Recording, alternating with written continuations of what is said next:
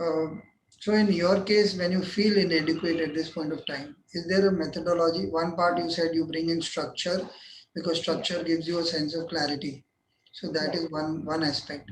The other part you said you are honest. So by honesty, I would want to decode the word honest as practically relevant to the moment. Right. So you are basically getting to the point that I do not want to complicate this further. I already do not know what to do. I am going to tell you Yeah. 2 days from now, you are going to get this part. After that, we'll see. In my case, for example, I buy time. If I know I am hassled inside or I am unable to concentrate. Actually, hassle doesn't happen too often, but I'm already occupied. I try and do one thing at a time. Uh, So at that point of time, I'll tell you, look, I'm unable to process what you're saying. Why don't you either give it to me in writing as a brief, or else can you wait? I'll call you back. Mm-hmm. And sometimes it happens, sometimes it does not. But over the period, I've realized if you're very clear, you're able to delay it. Mm. That is my way of doing it.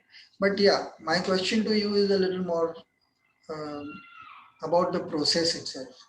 So one process is you structure it. One is you're Right. honest about it. Is there anything else you do? Say, for example, you are unable to be honest or dishonest. You just have to stay quiet because suppose it's a very tricky place where you are in. Right. You are unable to give all of those stock answers that work for us. Mm. Um, in that situation, what would you do? Mm. Has it happened? It hasn't yet, thankfully. Uh, I usually the first part, the structuring usually gets me Sorted. somewhere. Yeah, it usually is what gets me. But it's an interesting question. Um, if there is where I can't. Hmm. See, uh, honestly, the feeling of inadequacy within me might stay even while I continue to do the work, if at all it is that Difficult. complicated a scenario. Um, but obviously, I, I don't know. I, just honestly, just breaking it up just helps me. So there is no other method that I could possibly use, or I haven't had to use yet. So maybe that hasn't Okay. struck me yet. But yeah, So, okay, because I asked you the question, it was unplanned from my end as well.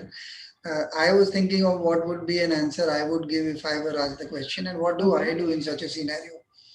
Uh, you use the term breaking up more than 2 or 3 times. So I like the right, way you are phrasing it because I thought, what do we really mean by breaking up? And what do I right, think about what do I break up when I do this? So I right, have realized that um, the idea is that the job is seen as a cumulative most of the time. Job or mm, answer, it could be an inadequacy in relationships, for example. It does not necessarily have to be a professional thing. yeah, I may be able to not answer you in a satisfactory manner at this point of time because what I have mm, to say may be either rude or may be right, perceived as rude or um, not understood by you, or I think you do not have the bandwidth to understand, or any such thing. I think one of the important things that honesty helps is it frees you to plan better true, because I have already decided to name the issue. Uh, there used to be a bad Hindi movie dialogue. Uh, villains used to say, हमारा काम है बेईमानी का पर करना पड़ता है बहुत ईमानदारी के साथ. So I used to find that very funny and that's why it's retained inside. But actually, it's a very valid thing. Whatever you are hmm, doing, it has to be broken down and has to be done with honesty because you know your limitations. And exactly. obviously, if you overreach, uh, at some point you're going to get caught. You'll either get caught or you'll break down yourself. I think either way, both things will Yeah, simultaneously happen no matter what. true. Because either you'll keep True. hiding and not pick up the phone, try not to answer. And I remember I used to when we were younger, I knew somebody who was a very good professional at his work. But he was an engineering kind of guy, a very unorganized engineering kind of guy. Like his workshop was always all over the place. And so if Hmm. you told him to do something at that point of time, he would not tell you no. He just did not have the ability to tell you no. But he would let the project languish for sometimes weeks altogether. And of like I used to get very worked up. Like I had no I think ignorance helped me most of the time. I did Hmm. not know how to make things languish. I used to come Hmm. and tell you, look, I can't do this. So it may hurt you at that point of time, but it didn't matter to me. It was your problem. At least it was not my problem. But he said, no, but how will they feel? And they have come to me, they want this sorted, whatever. If they wanted to Hmm. buy something which was an engineering speaker or some machine or something, whatever. So they thought that he would be able to resolve it. He knew that he couldn't resolve it and he needed to put in a lot of time to resolve it for them. And he did not have the time. But he was too polite to say no. Hmm. It wasn't that he wanted to lie. At that Hmm. point of time, I used to wonder, like, how are you going to resolve this? And it went on to become big and big always. So my understanding of this sense of inadequacy hitting people who are like, say, you and me, who are forthright about their limitations, or people who are quiet about their limitations, either because they Hmm. want to lie or they are unable to, they are too shy to mention their truth or whatever it is. But it's not that it is limited to a set of people. I think all of Right. us have some or the other. True. Okay, so now my question to you is, uh, if uh, if somebody else points out an inadequacy that you actually have, Hmm. so far we've been talking of things which are in our control. Correct. I can do it in 2 days. I can do it in 10 days. I can manage this. When the first time I went, I saw that people were senior to me and whether I'll be able to be a good Right. teacher of yoga and whether I can do it or not. Now all of that has happened.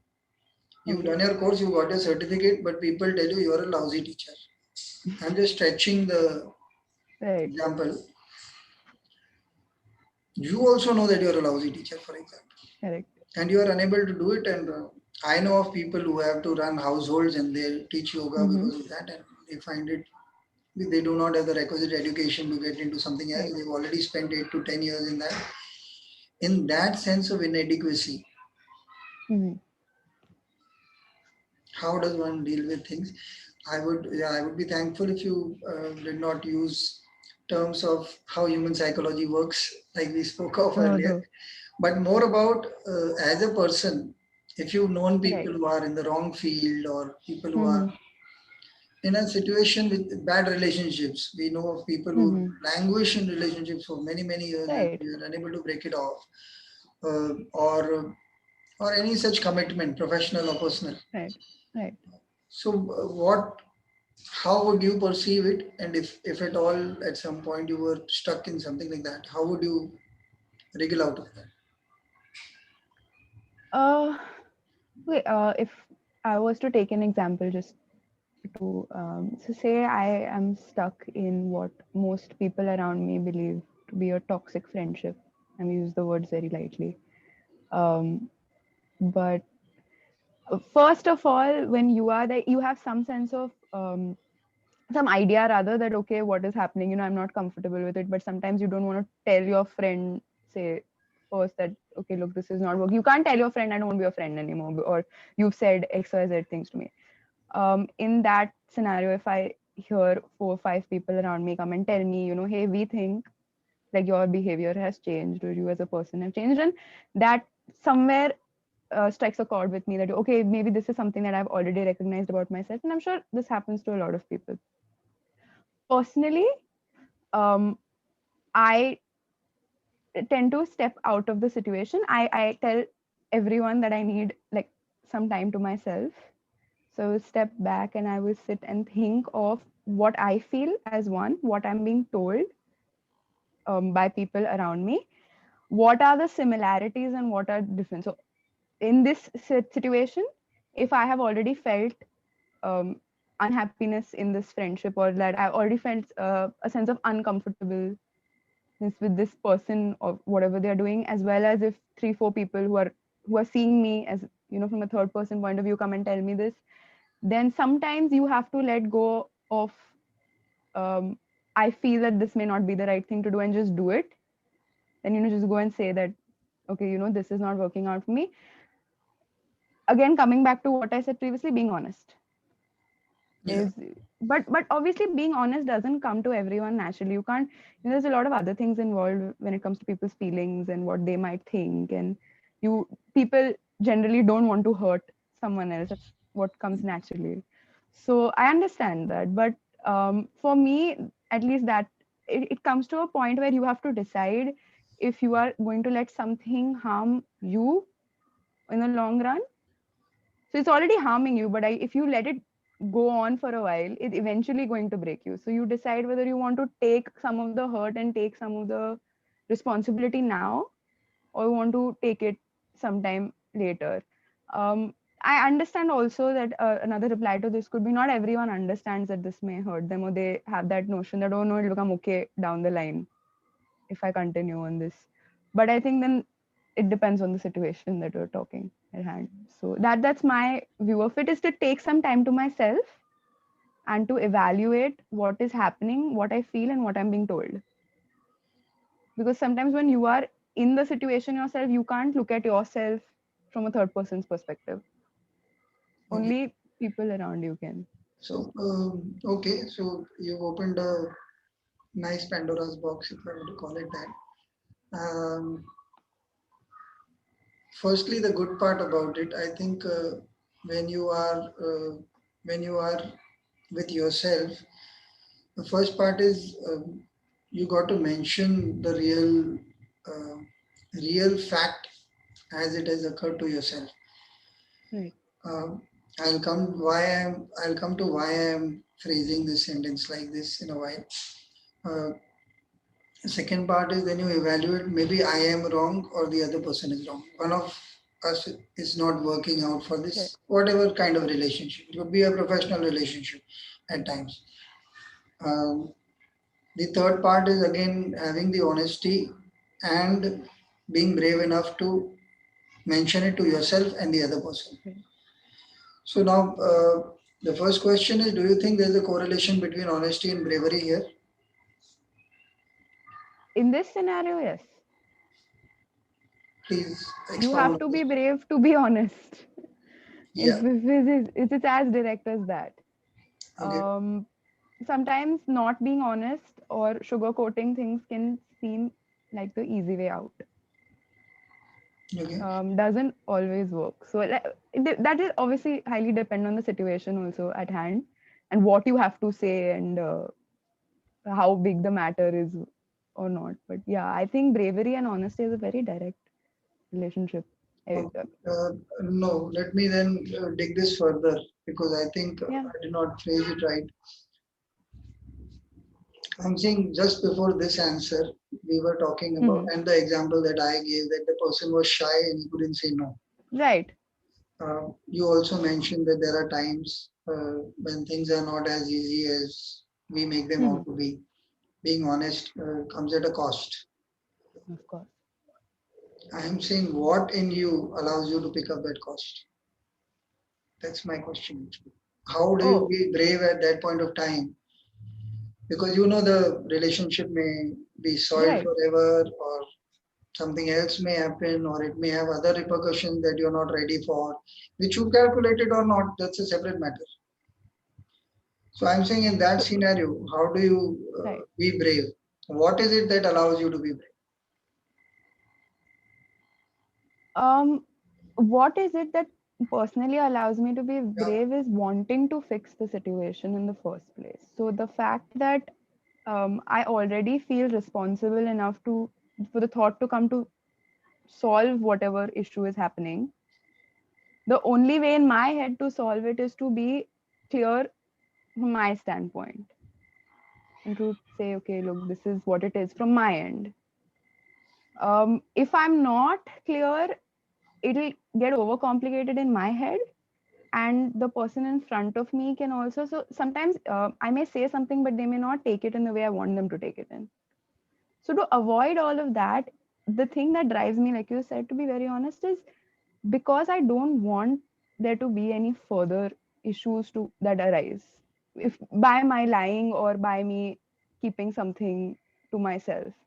And I feel like eventually if I'm not honest now, it'll just spin into multiple different lies, and then to keep up with all of that will put me in a worse situation than I am in currently.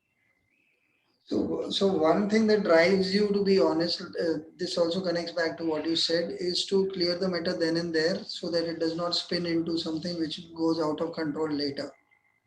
Yeah, because I may not be able to calculate what will happen, say, sometime in the future. So no one can. So I Yeah, no one prefer not can, to but I take think that risk. sometimes we know that when we are withholding our truth,